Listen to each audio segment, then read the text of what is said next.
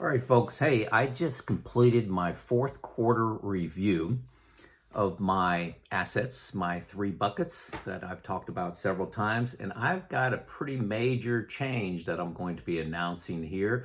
And I wanted to talk about why I made that change.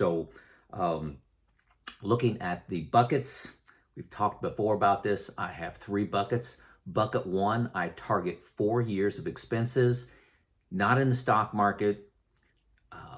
I was actually hoping for 0% return when I originally retired, this in beginning of 2019.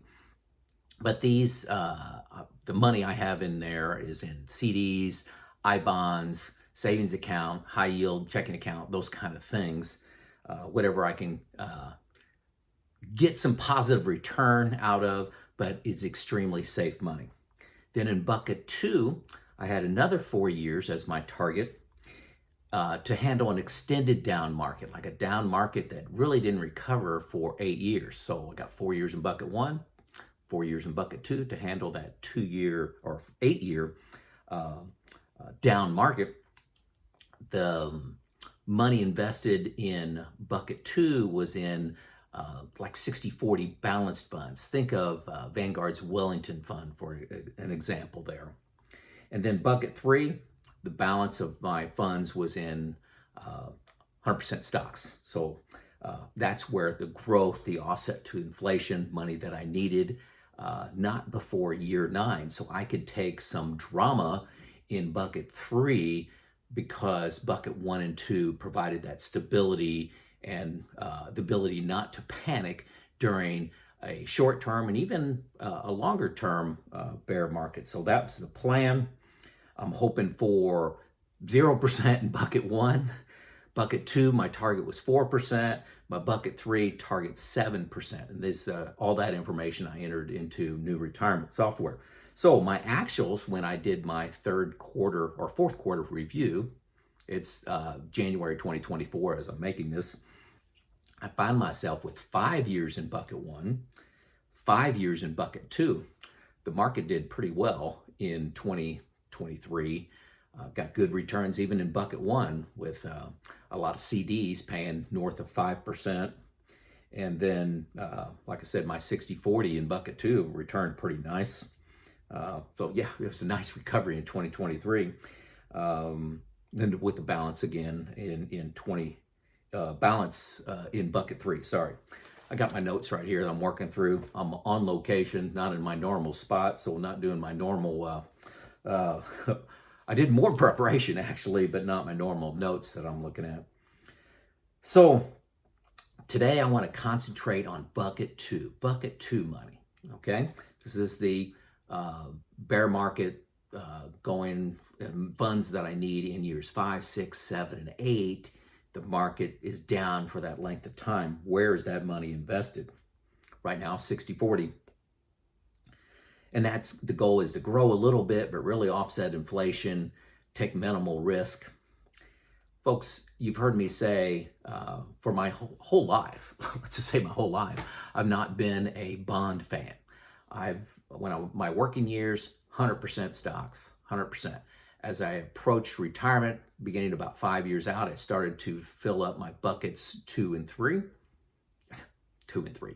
1 and 2, sorry about that. Buckets 1 and 2 started to fill up, but I was really not trying to get much at all out of bonds. Remember, the bonds paying like 0.5%, 1%, since 2009. I retired in 19. I mean, just weren't getting anything there. I'd rather be in my balanced fund in bucket two or all stocks in bucket three. I just had no faith in bonds. But then a lot of things have changed. First of all, bond funds really, due to the Fed funds rate, bond funds went down a lot. Like you lost like 15% in 2022 and maybe 10% in 2023 as the Fed fund rates went up. So bonds, as we sit here in 2024, look pretty interesting, paying, let's just say 5%, maybe a little bit better than that. And there's a lot of talk about the Fed lowering rates, which would make bonds more attractive existing bonds, could send them up from 5% to 8%, 10%. I'm even hearing 12%. So the opportunity for bonds in the next couple years to increase seems pretty likely. Okay, just reading the tea leaves. Who knows what's going to happen? Let's see. Oh, hey, let's go on, introduce myself. Hey, for those that I have not met, my name is Joe. I'm 59 years old. I retired 5 years ago, and I'm sharing my journey to help you on your path to a epic retirement by sharing my mistakes, sharing my learnings, sharing some things that went right in my life and times. Okay, so hopefully this is helping out. So in my 2024 snapshot, I'm looking at bonds. Really, bucket two, we're just talking about bucket two here. Bonds could be paying a pretty non-volatile 5% for the next couple years, 2, 3, 4, 5 years, and having the potential if rates, Fed lowers rates, those bonds could be paying double digits. It could be 10%, 11% for the next couple years. That's very exciting. Vanguard came out with their 10-year outlook. U.S. stocks, they're saying 4.2 to 6.2 compounded annual growth rate, 4.2 to 6.2. That's an average of 5.2. Remember, 5.2. Bonds, they're projecting 4.8 to 5.8, which is an average of 5.3. So Vanguard is projecting, this is a projection, they're always wrong, but I thought it was special or unique that they're actually predicting the bond average to be 5.3 and the stock, US stocks, 5.2. So bonds with lower volatility expected to have a higher return. Okay, so that's interesting for me. So the question is, what's the best portfolio for bucket two? And this is what I do every quarter, sit down, and I don't try to have wild swings. I've been retired 5 years and haven't done anything as dramatic as I'm going to announce today. But looking at bucket two and say, where's the best place for this money given the new bond rates? Also, I'll tell you, if you're not reading the viewer comments on these videos, I think you're making a big mistake. I read them and learn things. So look in there, there's all different input, all different experiences. And one of the viewers threw a comment back at me, said, Joe, if you've already won the game, why are you playing? You need to stop playing the game if you've already won. This sports analogy, obviously, but very good point. If I can take some risk off the table and get equal or better returns based on future outlook, why wouldn't I do that? So why would I invest in 60-40 stocks to bonds in bucket two money that I could potentially need in 5 years, 5, 6, 7, and 8? Why would I take that risk when I don't have to? It doesn't do anything for my returns, good chance, based on the best data out there, and can lower the variability. So that new reality here, and it's been hard for me. I've been studying this for a couple months, really looking at bonds because, I'm 59 years old, and for almost 59 full years, bonds, I haven't been a fan of bonds. So I've been an optimist about people working in manufacturing and businesses trying to improve their financial results, not just dependent on the Fed funds rate and what they want to manipulate that to be. So I consulted my team. You know that I have a retirement group, 2 people. I ran it by them, and both of those people, this is interesting, both of them encouraged me not to change my bucket two, to leave it at 60-40. Both of them encouraged me to do that and told me why, and we had a little discussion about it. And this is the job of the team. They're to be a contrarian, and what can go wrong, right? And stay with your plan. Don't time the market. Don't be emotional. That's their job, is to hit me there. I've also talked to my buddy Neil. Neil Fort Wendell. His link is not link. His phone number is below. Call him. He's a financial advisor I have access to for no fee. I like him a lot. I like him a lot. Several of you have signed up with him, so keep doing that. I get no credit for that other than a thank you from Mr. Neil.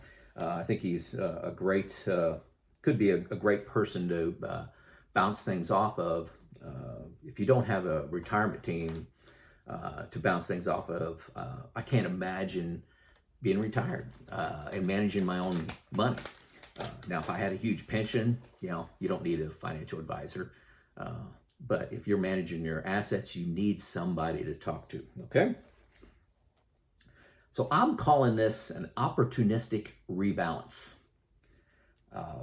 Bucket 2, I've chosen to take bucket 2 and make it 5 years of a total bond fund. That's a huge change in what I've been doing. So I've taken some bucket 3 money and purchased 5 years of expenses, 5 years of my expenses that I need beyond what's automatically coming in. And I'm now calling that bucket 2. I'm taking the bucket 2 60/40 and shifting those investments into my bucket 3. Now that's just kind of mental accounting. I'm not really doing anything. I'm just saying I'm now going to count that 60/40 investments previous bucket 2. I'm going to now count that bucket 3, and then this total bond fund that I've funded through bucket 3, I'm calling that bucket 2. Hopefully I didn't lose you there. So now my current state is I have 5 years in bucket 1, and I've chosen to up that to 5 years from 4 years just because I can. And I'll tell you a little bit, some math behind that.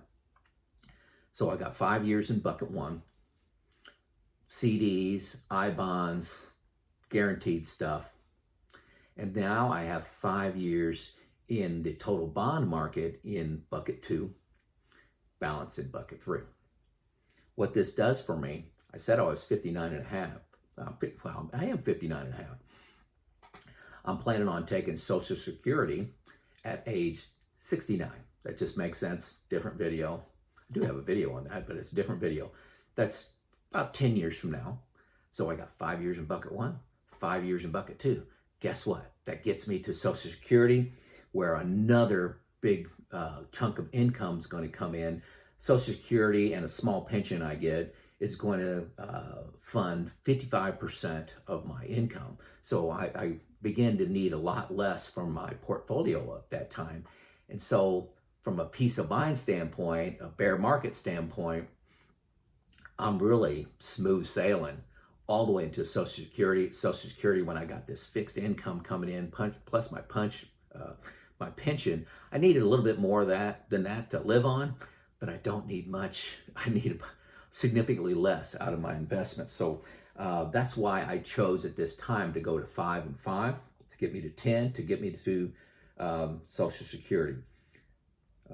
So it is an opportunity after 2023 to buy some safety, buy a little safety. Hey, the investments I've had in stocks have done extremely well. I'm so glad I was primarily in stocks on through, from 2009 on through to 2023. It's been a great ride and has positioned me extremely well, much better than if I would have been 60/40 the whole time. I would have a lot less money, but being significantly higher than that, it's worked out great for me. Bonds I actually have some bonds in bucket 3 now, just because I think that's going to be an opportunistic buy. I'm throwing out a new word there for you, for potential increased returns, even in bucket 3, with the new rates that bonds are showing. So my question to you is, do you think this was a good move by me? I'd love to hear you in the comments. Is it a good move to take my bucket 2 to all bonds and get 10 years out of the market, gets me to Social Security? And this isn't the right answer for everybody, okay? Is this the right answer for me, being 59 years old, gets me to Social Security? I'm thinking the returns of those bonds in bucket two are going to be really almost equal to the potential returns in the stock market based on forecast, okay? Which, based on forecast, um, is that a good move? Question number two, are you thinking about bond funds being a bigger part of your portfolio given the new rates, given the potential for Fed rates to go down, raising existing bond funds performance? Are you looking at those um, in light of the new rates and new reality that we really haven't seen in 12, 13 years? Haven't seen this in years, maybe 14 years, this opportunity. So this is what I try to do once a quarter. By far, this is my biggest move in my portfolio. Normally, I do nothing. I'd say, but this is by far. Most other moves have been trivial compared to this, but I've chosen to increase my target to 5 years in bucket one, 5 years in bucket two, and to take bucket two and make it a bond fund. Another benefit of this gives me an opportunity to do some rebalancing. Like if stocks do really well in 2024, I may be able to rebalance and maybe move up stocks, not stocks, bonds by bond contribution, and vice versa.